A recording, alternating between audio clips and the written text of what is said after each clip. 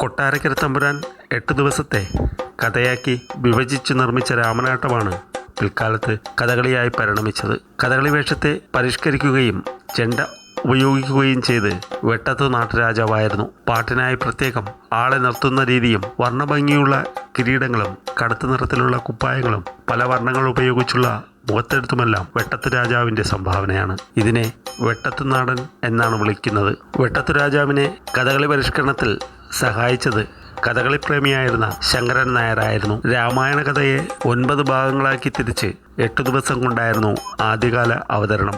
സംഘക്കളി, അഷ്ടപതിയാട്ടം, തെയ്യം, പടയണി, കൂടിയാട്ടം, തെരുക്കൂത്ത് എന്നിങ്ങനെ ഒട്ടേറെ കലാരൂപങ്ങളിൽ നിന്നും പലതും കഥകളി സ്വയം സ്വീകരിച്ചെടുത്തിട്ടുണ്ട്.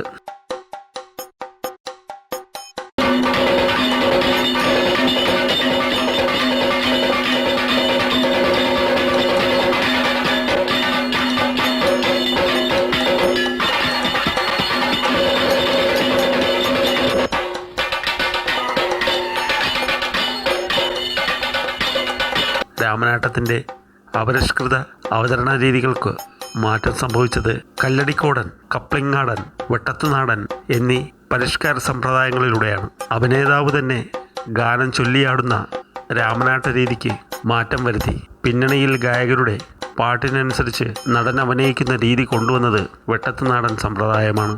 ആട്ടത്തിന് ചിട്ടകൾ ഏർപ്പെടുത്തിയതും കൈമുദ്രകൾ പരിഷ്കരിച്ചതും കല്ലിക്കോടൻ സമ്പ്രദായമാണ്. അഭിനയരീതിയുടെ ഒതുക്കമാണ് കല്ലുവഴി ചിട്ടയുടെ പ്രധാന സംഭാവന. കലാശങ്ങൾ, ഹസ്താഭിനയം എന്നിവയിലാണ് ഈ ശൈലീപ്രകാരം പരിഷ്കാരം നടന്നത്.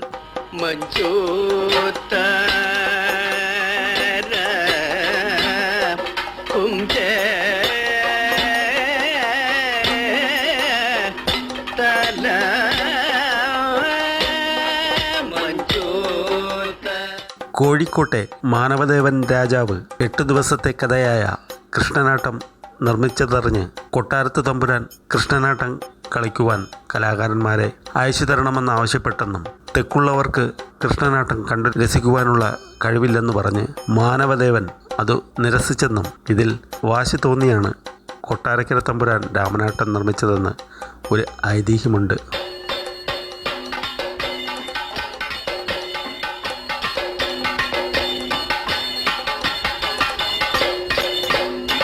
തിരുവിതാംകൂർ രാജാക്കന്മാർ കഥകളിക്ക് നൽകിയിട്ടുള്ള സംഭാവനകളേറെയാണ്.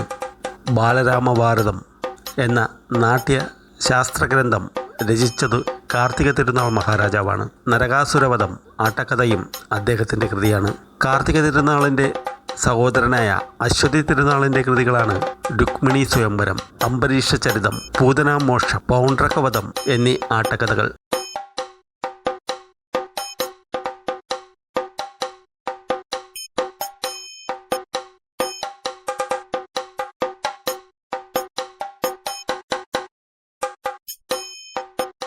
കാർത്തിക തിരുനാളിൻ്റെ സദസ്സിൽപ്പെട്ട ഉണ്ണായി വാര്യർ നളചരിതം ആട്ടക്കഥ രചിച്ചു.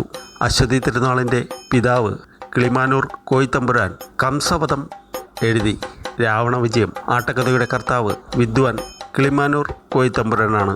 കീചകവധം, ഉത്തരാസ്വയംവരവും, ദക്ഷയാഗം എന്നീ ആട്ടക്കഥകളുടെ കർത്താവായ ഇരമ്യമ്മൻ തമ്പിയും രാജകൊട്ടാരത്തിലെ ചർച്ചക്കാരനായിരുന്നു.